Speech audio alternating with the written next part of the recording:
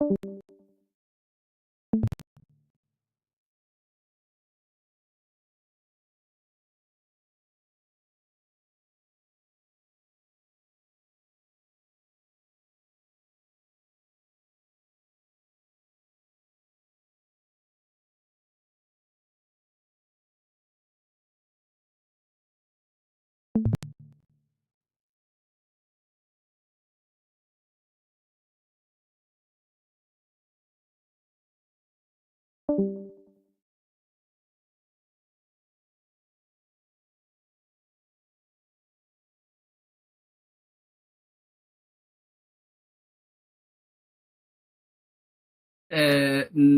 the recording, no. I can see it on my screen, but not on the recording. Like, you can see, or like, only kind of, you can see the recording. I can see it now, but it's a bit strange.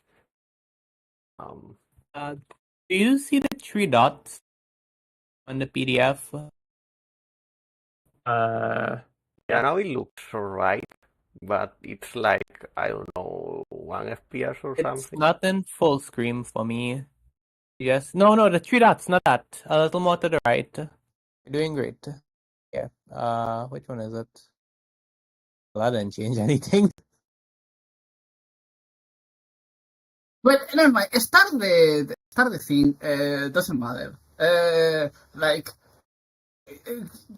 the audio is okay, so it's Yeah, it's the audio not is that okay, big and deal the if the paper people can read the So- paper themselves. Then, Yeah. There we go. This is better. This is a lot better. Yeah, now Good. it looks alright in the stream too, I think. yeah, it's okay. Okay. Let's get started. Very, very sorry about that. I am learning how to do things here, and not very well. It's Okay, fine. so I'm ready to present the paper. Okay, so this paper, Converting MLPs. Thanks everyone for coming, by the way. I'm Alice, or Woog. I used to run this reading group. Now I'm running it for the first time in like 5 or 6 months. So that's cool. And Alex and Victor were teaching me how to use the new recording software, because before we just had audio, and now we have like video theoretically. Remains to be seen, and the quality apparently pretty low, but at least you guys can see it. Maybe the recording will be pretty low quality, but at least your experience will be like bounded better. So we'll go with that. You can kind of see it on the recording. Yeah, it's just a bit smaller, but it's okay. Cool. So so let's see. So a little bit of an origin story for this paper. Last year, so like 9 months ago, I was at ISML in Vienna, because I had done a paper on like bilinear MLPs, and I was like, oh, I was really on this mission to convince everyone in the world that if you just make all your MLPs bilinear, then this will solve interpretability. Now, this is like not turned out to be the case, but it certainly has benefits. So the idea with bilinear MLPs is that they make the weights of MLPs understandable, like theoretically understandable. So normally in mechanistic interpretability, people look for special kind of activation patterns, because there's like an idea that the weights themselves are somewhat inscrutable. Some of like anthropic posts kind of like allude to this. And the reason is that the activation function kind of sets a cutoff for, it like activations below a certain level get set to 0, and activations above a certain level get preserved. I think there's a discontinuity or continuity, but nonetheless, you cannot like write a nice kind of mathematical description for like attributing output behavior to the inputs. So most MLPs kind of have this form in equation 1. Of hidden activations, you have kind of an input x, the function, and then you have an encoder and a bias term, and then phi is some nonlinear activation function. So like ReLU, JLU. ReLU is kind of set everything below 0 to 0, and everything that's above 0, nothing is identity. Then there's a decoder and a bias. This is probably familiar to people. And there have been some attempts in the past. Oh, so mechanistic interpretability. What is mechanistic interpretability? We're trying to kind of find algorithms, patterns in the activations and weights that correspond to downstream behavior, and hopefully, like understanding this better can lead us to sort of concrete, nice, actionable insights to apply. I don't know exactly how to run this reading group. I'm a little bit frazzled. I haven't done this in a while. What is the point of this paper? The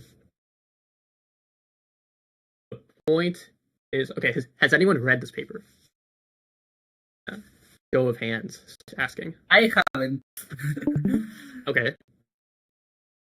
I don't know everyone else, but usually I think the answer to that question is no for most reading groups. So, all right. I do want to ask: has anyone not read this paper? So answer first. Who here has not read this paper? You unmute. I haven't read the paper. I didn't read the paper, but the polynomials word in the title sounds like something I could understand. Cool. ZT Dona. I don't know how to pronounce it. I read the paper, yeah. Mm-hmm. Amazing. Yeah. Mm-hmm. Cool. And there are about 8 other people in here who have neither read it nor. Oh, okay. Morgan tried to read it, but didn't understand what it was. Okay, cool. Anyone else? There's Princess Leia. There's Honky. There's Jason. There's Sion, and there's Sinam. I'm trying to probe people. This is something that I did in reading groups. I would poke people and get some interaction. Not yet. It's okay. It's okay. We'll try doing that more. Yes, I think it's good. I think it's good to get engagement. Like I feel like people, I always probe people. This is just the first time you came run a reading group. Aimed it, but I didn't really pay that close of attention. I thought, you would probably get into more detail. Cool. I'm just asking nothing wrong. Jason, did you get a chance to read it? I understand it's like 2 a.m. for you, or 3 a.m.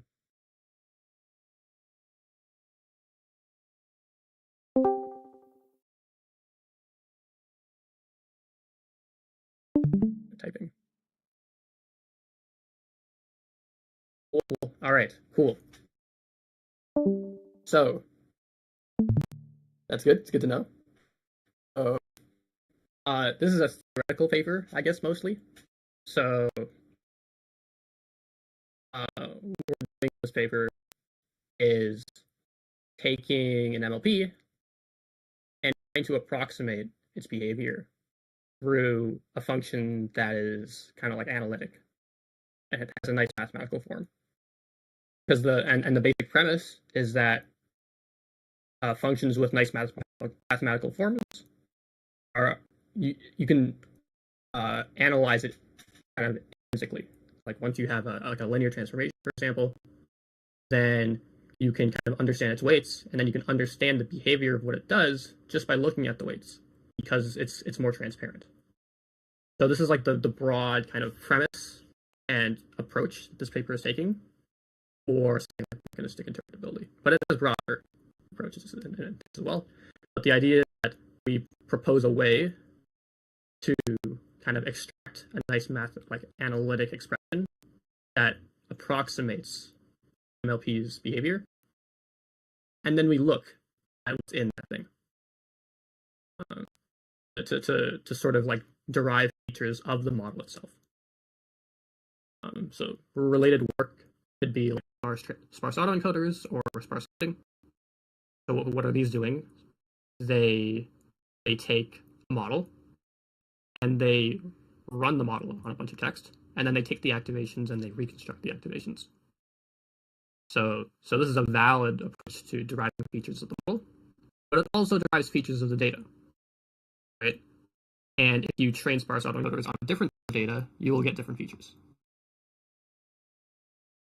There is, a big question in the air, which is, is there a universal set of features? You train on all data for this model, will you get a universal set, and it'll cover everything? Maybe this is not a super well posed question. Maybe it is, but it's unclear. It is true that it does depend on the data. So then a question arises, can you get features of only the model? This is what we tried to answer here. So I'm just talking too much, I'm not sure. We said, how can we learn features of the model itself, making minimal assumptions on the input data? We propose that the data distribution is maximum entropy. The principle of maximum entropy states that, if you don't want to learn anything about the input distribution, if you don't want to assume anything about the distribution, what you should do is you should use the sort of maximum entropy distribution given whatever your priors are. And this is just Gaussian data. This means you assume to know no patterns of the data, then you assume there are no patterns of the data. And you try to fit some function on this distribution. So what we did. So we have Gaussian normal data, and then you can train an autoencoder on it. But if the autoencoder has nonlinearities in it, it's bad. So we try to fit linear approximation or a polynomial approximation. I would say the question itself is not very well motivated, but we did it anyway. So there's a whole big mathematical theorem here, the derivation of what you can derive as the optimal, so the weights that minimize kind of mean squared error on the outputs, given a certain set of distributional assumptions. So the main kind of contribution, I guess, is kind of this theorem 3.1. And I will say it's not particularly well explained, I guess. So we went through the ICML review process, and there was some clarification that people were asking, and I think I agree with them broadly.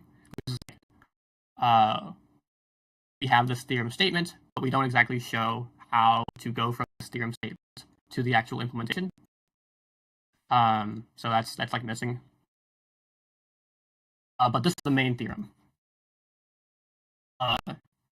You can turn expressions of this form into expression of the latter form, and then you can compute kind of these values directly. Sorry, I'm a little bit all over the place. Is there any specific things people want to cover?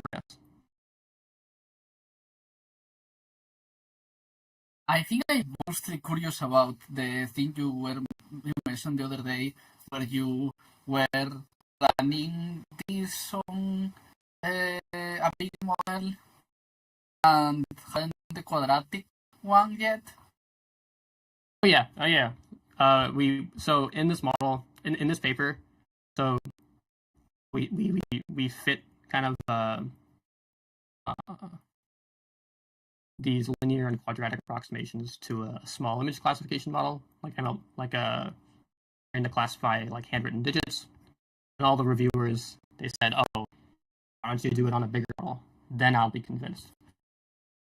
So application, I guess, once we've done this whole thing, you can apply it to sort of learning dynamics, and you can see how complicated a model is at different stages of training.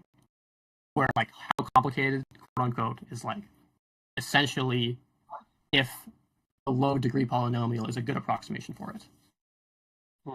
Sorry, I have a question about that graph. Why didn't you train cubic polynomials? I think you didn't. That's a great question. We did not. So that's a great limitation. turns out that it's intractable. So while we do theoretically formulate of like linear and quadratic approximations, or like polynomial approximations, it turns out that its runtime is polynomial in the degree. So like it will take like sort of input dimensions. Let's say the input dimension is, say for MNIST it's 784. You're gonna need like 784 to the power of n parameters to store the nth degree polynomial approximation. And so for cubic, it just like it's already in the billions of parameters, and that's per output direction. So that's going to be one for each output neuron. There's 10. So maybe it is possible for cubic for this one, but it doesn't scale in general. Yeah. Yeah. So I totally understand that point. Feel free to roast all yours. Like you are free to roast it as much as you want. I am particularly welcome to this. So I have a question about the quadratic in this figure that around 10K it starts to grow again the FUV factor. Do you think there is a cubic a better approximation, or why do you think it happens? Yeah, so Nora, my co-author, she like wanted to truncate this off, but I thought it was actually separately interesting to see.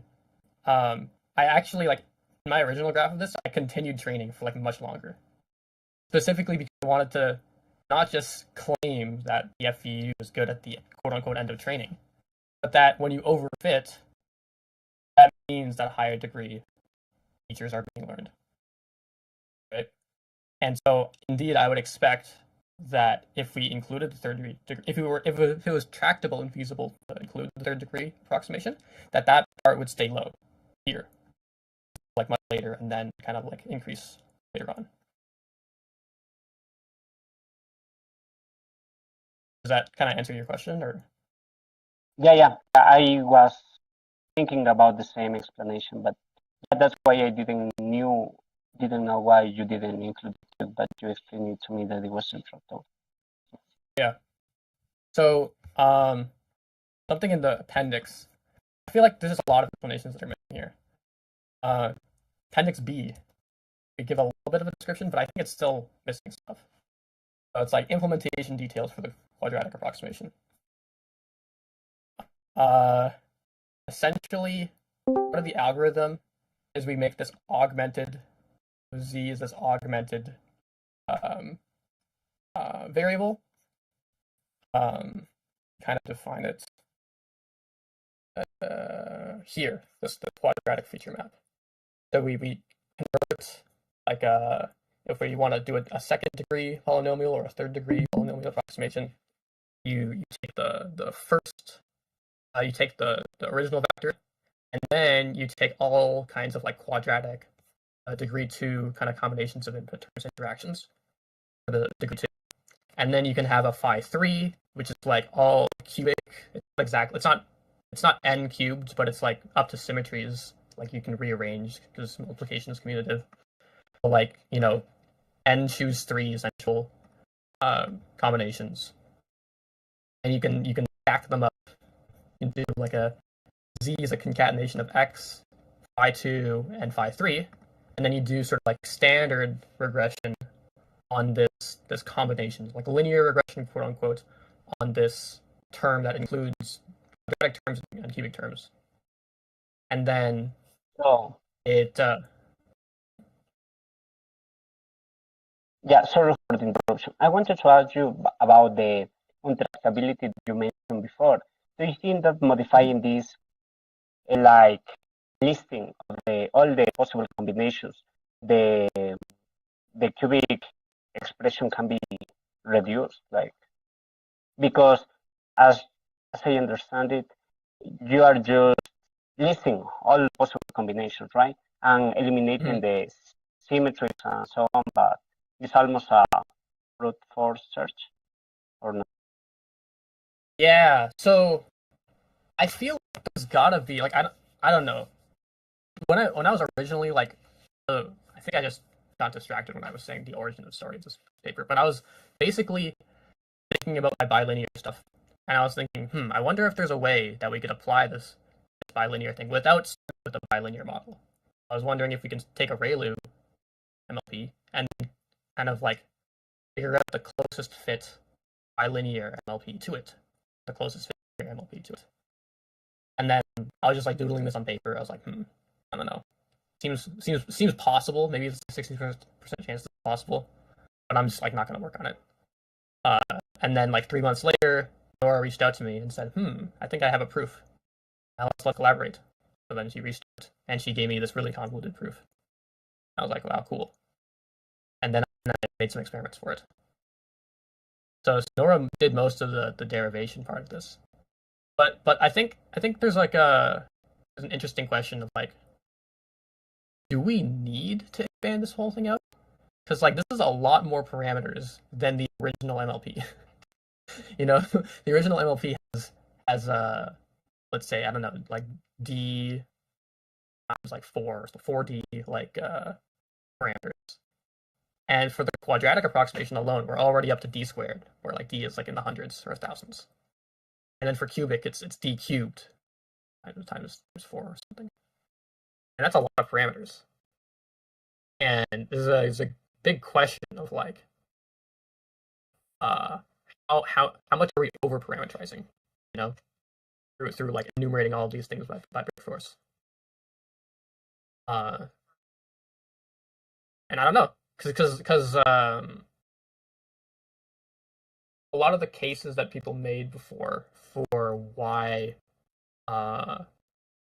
like weight-based composition, I guess, MLPs, like arbitrary MLPs, was intractable, save for the ReLU case, is that you would have to enumerate over kind of exponentially many, possibly exponentially many, like polytope regions. And each one, it's like a piecewise linear function, and you have all these different polytopes. And going over there's exponentially many, 2 to the power of like number of neurons, many regions, checking every single one is intractable. But it's possible that like you never actually use all of that capacity in practice. And there's a few papers that cover this that are pretty interesting and that I can link. Yeah, I don't know. I'm just rambling. I think it's an interesting question of like, how can you do this whole derivation without brute force enumerating all like a parameter free version, I guess. Not parameter free, but like I think there are like regression methods that don't require kind of enumerating everything, but you kind of I guess there is some kind of trade-off of having to sample data, but like the correct kind of frontier, minimizing sampling versus getting your best fit kind of approximation. So I'm not sure if this makes sense, but do you think that if, for example, you run the thing on the bigger model and you find that at a certain point the linear approximation is much worse than the quadratic one, will that mean that it would make sense to do something like to try to use something like quadratic sparse to encoders instead of linear or something? Yes, this is something that I thought about explicitly. Or just like quadratic autoencoder, not sparse. Yeah. Like if you can get ability without sparsity through quadratic means, that was something that I was interested in. I guess something that you asked earlier is whether, so I went on big, on small models. Is it possible to do it on bigger models? Yes. So all of the in my review rebuttal, everyone asked for bigger models, more complex data, non-classification tasks, deeper networks, other architectures, ResNets. Man, how am I going to cover all of that in like a 5-day rebuttal period? I used Pythia. So I just took Pythia, already trained, and I just went over all the checkpoints. And then I did the linear approximation on every single checkpoint and every single MLP block. And there you go. This is so this is just linear. It's not quadratic, but this is kind of the same plot as this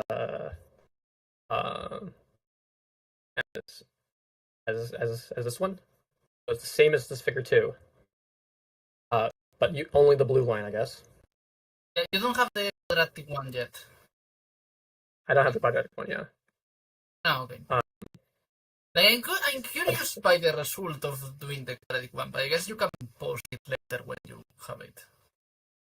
There's a few dimensions of uncertainty, I guess. So one of them, I did do the quadratic approximation. It was bad. So one, there are like computational limitations, I guess. That some of them are interesting to try to overcome. Some of them are less interesting. But so here it is. So computing a quadratic approximation in closed form requires solving a linear system with of z. I think you ended the stream. Oh shit! Hold on. My bad. My bad. Window. Running MLPs. Oops. All right, there we go. Can you see it now? Yeah. Okay. Okay, sorry about that. Okay, so we need to solve a linear system with a variable with d squared dimensions, and solving a linear system is like cubic in the dimension. So that's already like O of d to the 6, very very bad. But you can simplify the computation if you assume that the covariance has some special structure, and so you can like do some tricks. You can do some tricks if you say that the covariance of the original vector is identity, right? And then you can do some mathematical tricks, and you can find that the full kind of expanded thing has like diagonals, or it has like 1s and 2s in the diagonals, and you can just do some combinatorics. But you can do some other stuff that we didn't like implement in the paper or say in this paper. You could assume that the covariance is not identity, but it's like a scalar multiple of identity. And it would have the same exact efficiency. But if you're actually matching like the norm of the vectors in the original distribution, then I imagine that the fit will be better. And so for this plot, everything was really, really bad.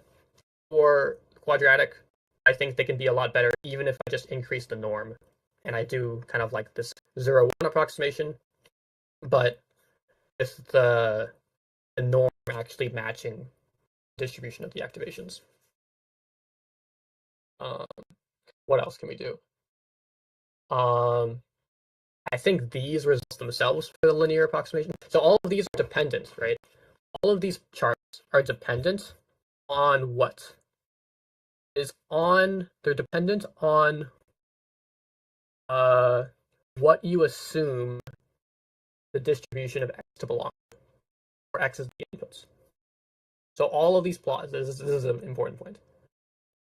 All of the FVU plots that you get are dependent.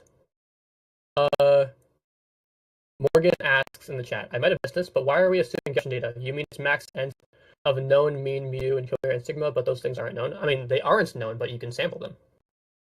You just compute an estimate of the mean and covariance. And this does not take kind of like, you don't need kind of trillions of activations to compute a good mean or covariance estimate.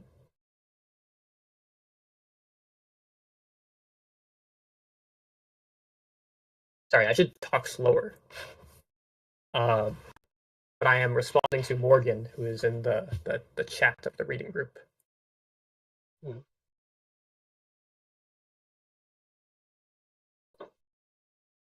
So it's max ends of the known mean mu and known covariance sigma, and then we compute estimates of those means, and then use those as the inputs into our PyTorch code, essentially.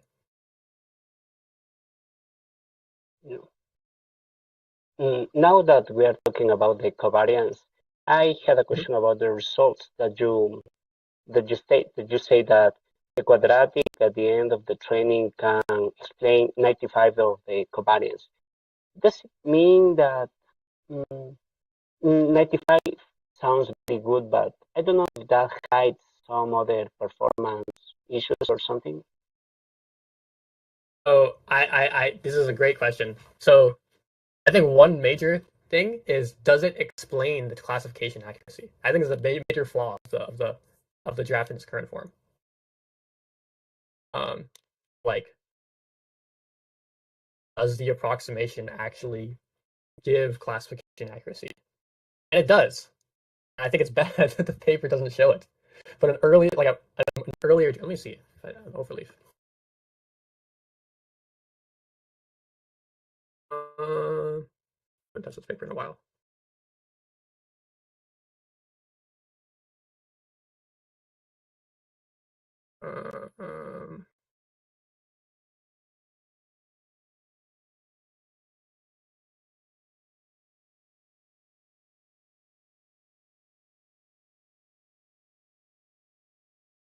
Let's see if we have anything. Oh man, there's too many figures. Fig 2. Test set accuracy. Oh, there we go. Checkpoint, this is just log base 2 of the number of training steps. This is where I trained it. I far overtrained it. So blue here is the test set accuracy of the original MLP. And then these are the accuracies of like different approximations. And so and over distribution assumptions. Interestingly, like the inputs to the MLP during training for the baseline are not normalized to be Gaussian. They're just like rescaled to be between 0 and 1. And so the accuracy of the linear approximation, when I assume that the distribution is Gaussian distributed, it still is pretty good. But the quadratic one also generalized as well, but it's like an older plot. It doesn't have quadratic with the actual correct distribution. But yeah. There are some interesting mysteries in here. For example, why is at the end of training is the linear approximation accuracy higher? Oh, sorry. Over here, why is the linear mixture of Gaussian distribution lower than this one, which should be a lower, of course. I'm not really sure, but yeah. All right, you can ask your question. Sorry, I think I don't get it, because why do you say that the linear approximation has a comparable performance than baseline? Isn't supposed that the quadratic or sorry, the linear, it's only comparable early on in training before the spike goes up. Oh yeah, and the quadratic has similar performance. Yeah, in classification, right? But then it drops.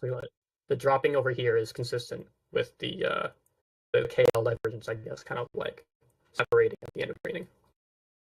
So now at the final end, like this is like including overfitting. So this is including the area where it overfits, and indeed the quadratic approximation does not contain the parts where the original MLP is like overfitting to the training set or something. Or overfitting to, I don't know, not necessarily overfitting, but just learning higher complexity features.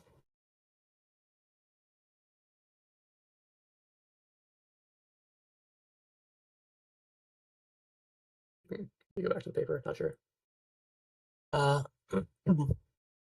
Because it's in polynomial form now, can you do like can you do like similarity analysis between two MLPs? Like how similar Yep. two MLPs are? Yep. You can. Let's see.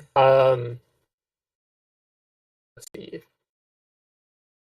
What would you define to be similar? Or what would you care to compare similarity of, I guess? You don't have to have a definition, I guess. But I'm just like probe for what you would be interested in comparing. I guess man, I'm very new to this still. I guess the nodes? Sorry. So, like the thing that comes to mind that is like most salient to this paper right now is, if you treat it as a black box just function, like f of x equals y or something, y equals f of x, and you can ask, like, how similar as functions are these two things? And you could check by just doing, like, you have layer, like, what is the output? Like, here's the count, like, here's the Mech Interp way of checking, I guess, is that you have a batch of inputs, and you have a batch of activations at some position. That's the input to, like, layer 15 or something, and you want to check how similar layer 15 and 16 are to each other. Then you could kind of take the activations at layer 15, the outputs of layer 15, and then you could ablate layer 15, and then you could take the outputs of layer 16. These would be kind of like essentially, and then you would compare kind of the outputs of layer 15 versus the outputs of layer 16. And you could do it on a batch of activations, so you could have some aggregate similarity. But it could be, like, one concern you might have is that the set of data in which they are distinct was not in your batch. So it could be that they have very, very similar activations and similar outputs, but only on the batch that you checked and not outside the batch that you checked. I think that could be an interesting setting, although I feel like my method would still have a similar concern. Like, it's only on the distribution does it match, I guess. But one thing that the method does is kind of give worst case bounds, I guess, which is like, if you assume this level of the distribution,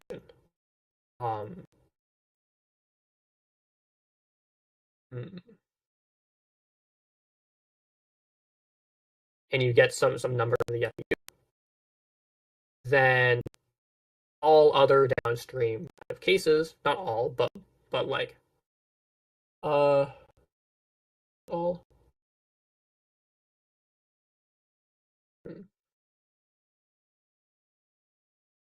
yeah, I'm not sure. Sorry about that.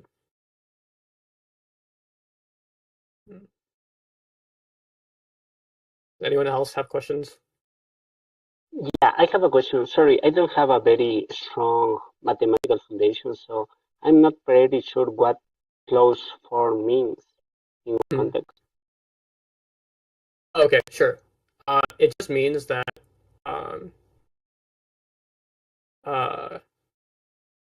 there is like a deterministic process, I guess, that finishes in finite time, that that achieves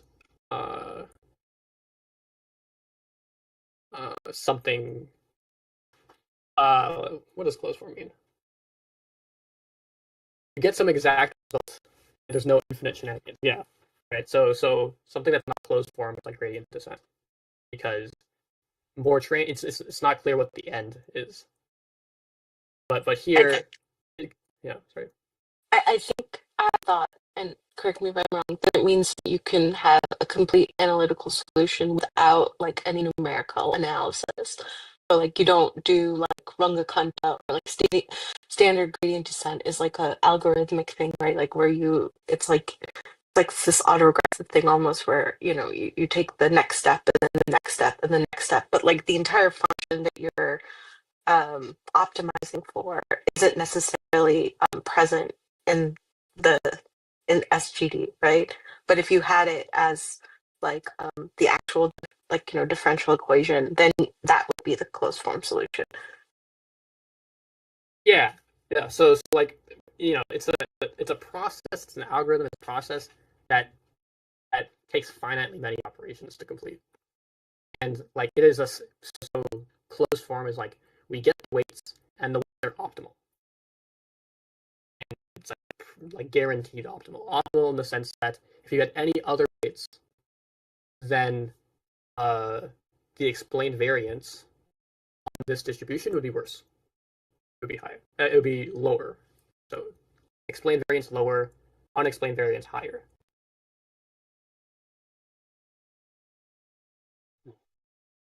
Okay, thanks. And well, I have another question. Imagine in the future this exchange of MLPs for quadratic polynomials works in large language models and so on. Do you think that the neural network can be compressed because or not?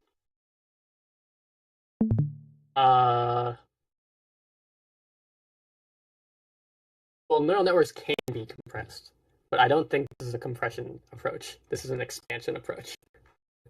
The quadratic approximation is one larger than the original model. You have more parameters than you had before, and it's not perfect, right? It's you're going to have some error assuming some distribution. For certain cases, this is a good assumption. So you want to like pick your problems, right? Right. So or like when preserving performance is not your downstream goal, but you want to like understand features of the model itself, then this is a good approach because that's what it's doing. But I don't think you'll be using this for compression, I suppose. I guess what I guess I can talk about what I am excited about for the future of this paper. Yeah, sure.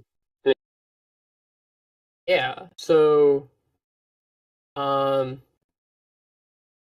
a couple things, and I wrote them down. They're off the top of my mind because I had to write them in my rebuttals. But what is it?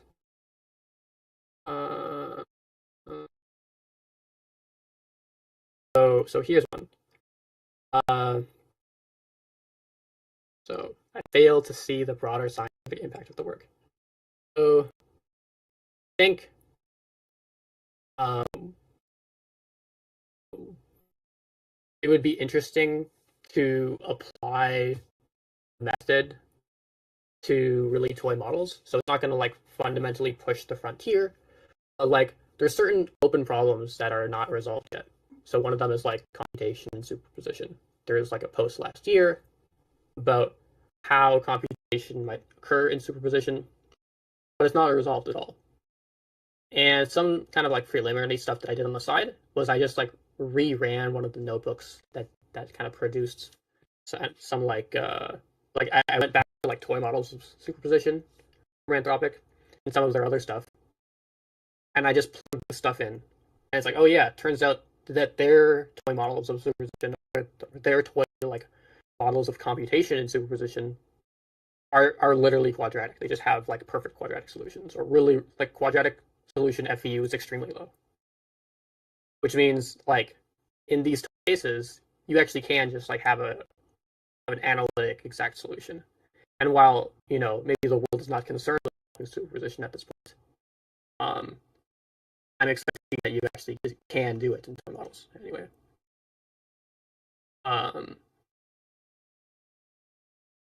Another thing is I thought of two kind of like plausibly interesting directions.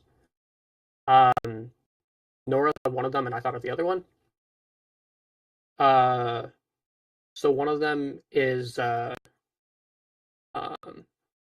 I go here, so there's this paper here, skip transcoders. Transcoders beat autoencoders for interpretability. So transcoders proposed as an alternative to sparse autoencoders.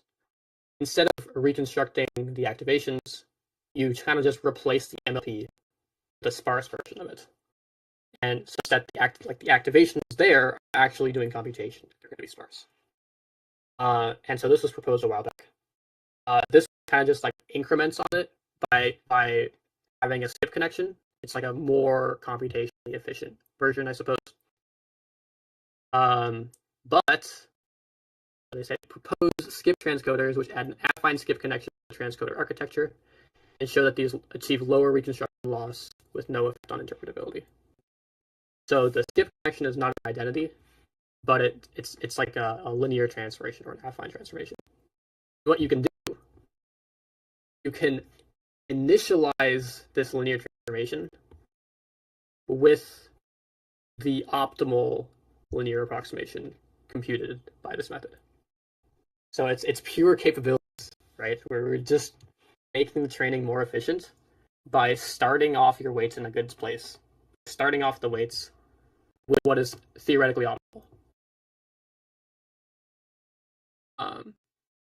and then continue training from there. And Nora implemented this in some small settings, and I think it's like it makes your thing like converge to the same loss, like maybe 40% faster. So like, you know, it takes like 60% of the time or something like that to achieve the same loss, which is pretty good.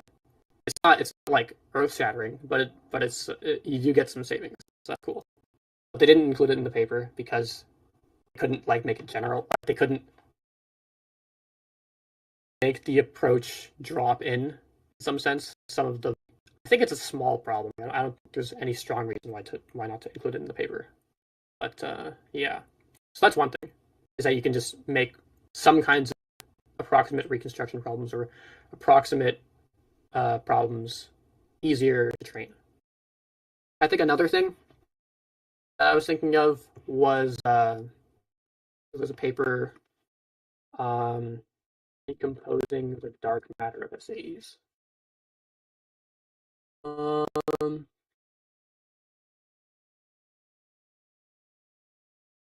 You can load.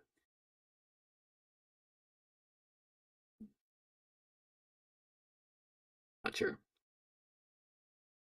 I don't know if it's in here. It's loading slowly. Not sure.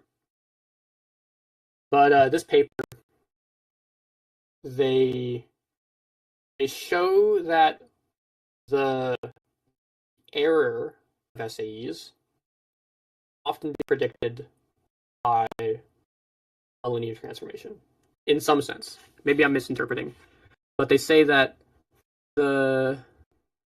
much of the SAE dark matter, so dark matter is unexplained variance in the activations and the reconstruction. About half of the error vector itself and 90% of its norm can be linearly predicted from the initial activation vector. And so the conclusion that I've read around is that there are just some subspaces of the activation space that are really hard for sparse autoencoders to learn. I think it's possible to just, if the matter is getting a linear transformation that predicts the error from the input, then I can formulate kind of this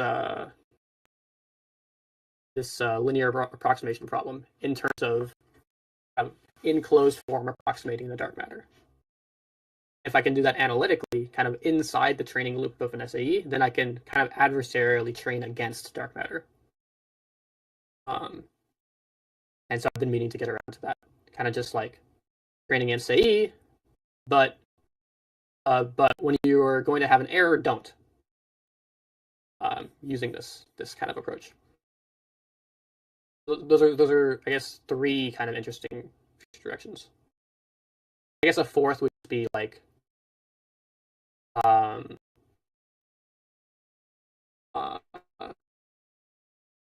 seeing how much FEU depends on these specific mean and covariance. So I was recently exposed to some literature on estimating the mean of high-dimensional data. And I thought this was like kind of dumb. Like why would like compare? You just take the sample mean. Apparently, the sample mean is really, really bad for like accusations such as the ones that we see in language models. That since it's sparse, since they have so many outliers, it's so heavy-tailed, that the sample mean is actually going to be really, really bad. We actually want something else that is robust to all these outliers that are always going to happen. And so there's this whole area of like robust mean estimation, a suite of implementations, but also there's a whole paper kind of discussing and characterizing them. And I talked to some authors. It seems like basically this one is just the best one by far. I want to compare kind of like these results, for example. So these results were using kind of sample mean and sample covariance, but I want to see if I get an actual good estimation, whether these results will look substantially different. And in principle, I only had to do it once per layer, right, because it's deterministic and optimal. So I just need to get a bunch of sample means, like a bunch of estimates of the mean, and a bunch of estimates of the covariance, and do the fit a bunch of times. And this whole thing, essentially, all layers, all MLPs, all checkpoints, takes like 5 minutes to run linear. It's no problem at all. Yeah. That was a big tangent. I just wanted to share.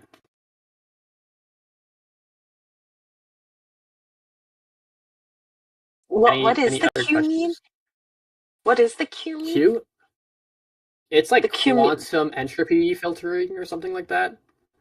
It's honestly, I don't understand fully like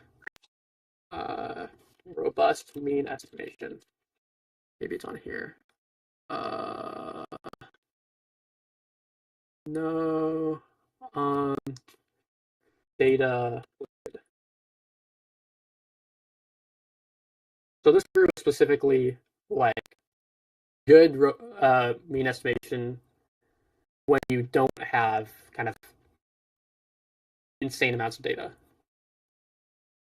And so they're like, if you have n dimensions, d dimensions, you have like O of d samples or something like that, or even less than d samples. And they compare along these different axes. But if this will eventually load, we can check what it stands for. But it was something quantum. When you're saying mean, are you saying like, you know, for the case of an MLP, like all neurons? Like the mean over all the neurons? Mean or MLP. when you're talking about the mean? I'm yeah, so I'm talking about the mean activation of the input to the MLP. So it's residual stream, kind of plus or minus a layer norm, depending on the layer. And this is like for each data point or across data point, or like for inputs, like, you know, is it per input into the model? Yeah, so we have. Yeah, this is d-dimensional. So they have like 1,000 tokens, and they'll have at a given layer, you'll have 1,000 activations. So it'll be the mean for those. Okay. Yeah. And this would be the covariance over those, and so that's going to be like 1,000 times 1024 multiplied by 1024. I'm sorry, no, the other way around. 1024 by say 5,000 multiplied by a 5000 by 1024 matrix, that becomes 1024 by 1024 square matrix. It's independent of the number of, like, the sample size. It just gets better with more samples. But Something then that I saw in this literature is that the sample mean and the sample covariance are actually not good estimates because of the way that that kind of like LLM activations are distributed. but it's not like the mean over the entire like residual stream. It's just like that matrix still stays that size. Yeah, it's Okay. it's over whatever sample that you've computed. So let's, in theory, like if you had if you just took the mean activation over all of the data, trillion tokens, it would still be 1024. It would still be the same because it's just adding them all up and then dividing by the number that you've seen. That's the sample mean. Yeah, that makes a lot more sense. Thanks. Yep. Well, any other questions? I guess I never actually got into like the stuff that we did in the paper. Oops. There's not a whole lot in there. We did adversarial examples or something. We took the MLP trained on classifying MNIST digits. We took a linear approximation of it, and then we did SVD on that linear approximation. And then we where is it? Yeah, so we take SVD of the linear approximation, and then we remove those components from the input images. So we apply, I kind of characterize it. Where did I do it? Clear. Here you go. Start with a trained ReLU network, and then you have an approximation. G of x equals this. Where B is a linear transformation. You do FED on it, and then you create a projection matrix that removes the top k singular vectors. And then you look at your original ReLU model, and you do f of pkx. So you pre-process them by removing these singular vectors. And if you kind of just plot what these pkx look like, so this is removing the singular vector components, you get something like this. So this is like the original three. So when you remove one component, two components, three components, four components. One component, two component, three, all the way up to 10. This is like the maximally adversarial, essentially. And it still looks like a 3. But we did it for all of them. And then this is what the accuracy versus number of components looks like. And I guess the correct takeaway is that the accuracies are very, very close. Which means that insofar as the model's performance on the distribution, the SVD is capturing an important part of it. It's like close to the decision boundary. It's important for deciding whether images are classified in the right kind of class, I guess. I don't know if that makes sense.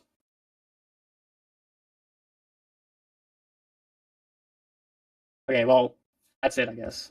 There were other things that didn't make it in the paper. I did a quadratic adversarial attack as well. Nora wasn't super interested in that. Yeah. Yeah, sorry, I have a funny question. In the paper you mentioned that the interpretability would be via Eigen value decomposition and obtaining some intervention matrix, I suppose. And you project, but can you elaborate on that because I don't really get it? Sorry, can you explain it one more time? Yeah, how the interpretability would look like in this case of the this dataset, how it would be interpreted. Could you say that you will generate an intervention matrix from the Eigen decomposition of the polynomials? Don't really get that part.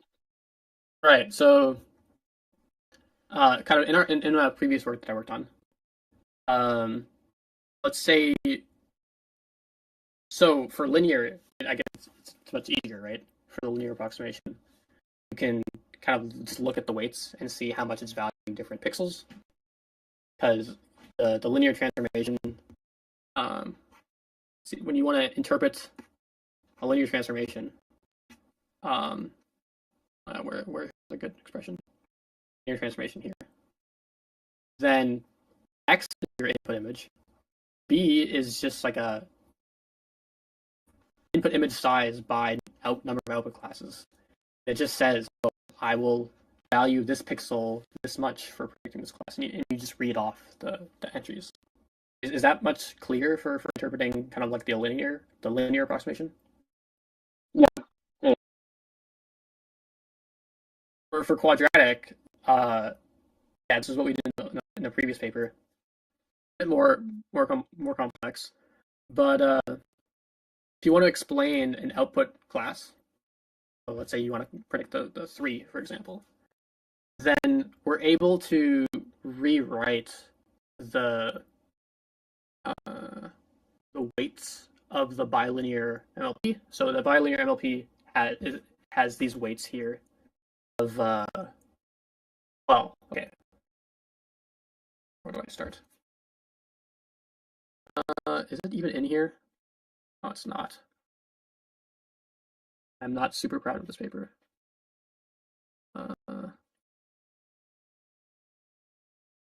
Let's see.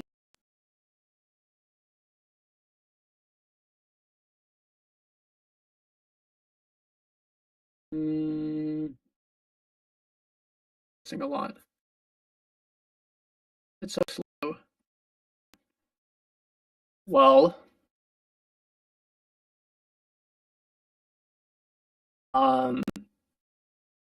we're gonna get d squared kind of weights each neuron or each kind of output prediction, and we can basically write the function that it's applying. So gated linear units have this form. For bilinear, this is gone. This is our list identity. So we have, and if we drop these, basically we have 2 encoders acting on the input, and then they get dotted together. So if both of these are identity, for example, then a vector 4, 2 input to a linear gets turned into 16, 4, or maybe 5, 1 gets mapped to 25, 1. So it's kind of like pointwise multiplication.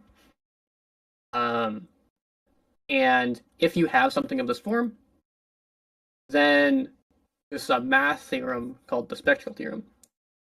And it says that you can decompose it into a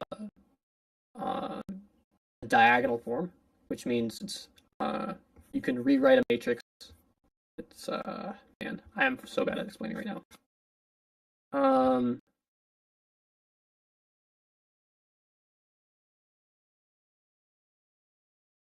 So have this form of the binary LP, and then we can do some math around and rearrange it as such. It's the activation multiplied by this square matrix, and then multiplied on the other side by the activation again. And the spectral theorem lets you rewrite this matrix in terms of a diagonal basis. So you can rewrite kind of a square matrix by a sum of these rank 1 matrices, and then these guys are what you interpret instead. These guys are kind of like what make your features. This is a horrible explanation. I think I'm just tired. I'm really sorry about that.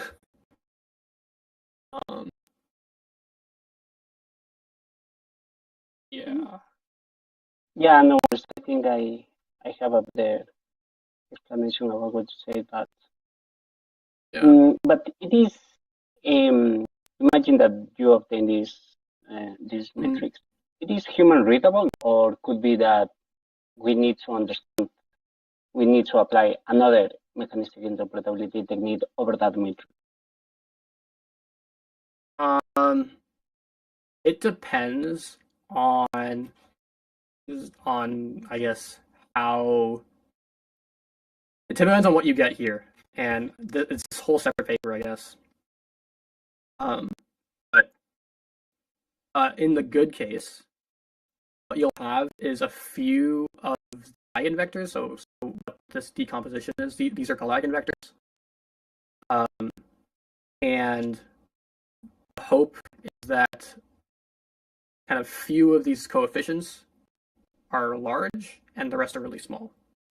And if this is the case, then you can explain the model behavior using only a few of these and not the rest. You can kind of forget about the rest. Only the top few kind of matter. And the top few you would kind of then look at to try to understand the model behavior. So this is an example of predicting a 5. And these are the top kind of eigenvector features that you get. And so these are like literally what patterns are being matched to the inputs to increase the logit for 5, for predicting a 5. These are, if it matches with these are like the opposites of a 5. And so if you get matches with these, then it'll decrease the logit for a 5 actually.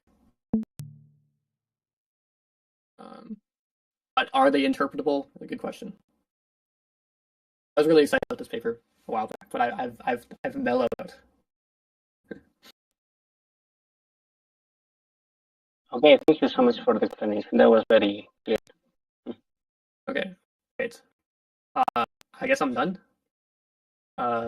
Thanks everyone for coming. One more thing. Okay. Did you try using like tannage or any of the other nonlinear activation functions? Or is it just for this value? Yeah, just this paper. Just wondering. We used Relu, Gelu, and gated. So we can use gated MLPs. But let's see. I mean, the code is available. I don't know why my it's so slow though. But, it's on the close the site. recording, by the way. Oh yeah, I have to close the recording. I will have to click on something.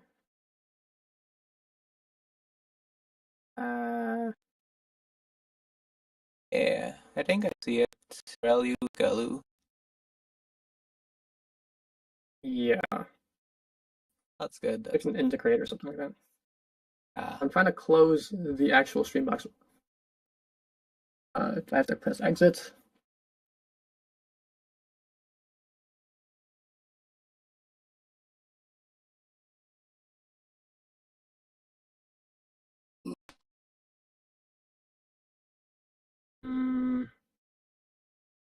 I don't know. Stop streaming here though. And I'll try to stop the thing. Anyway.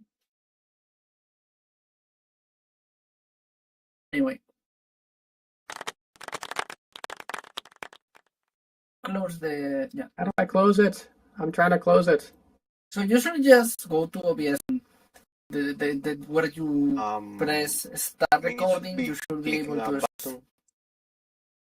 I was trying to close the full screen of this, I guess. Oh, close here. I don't know if close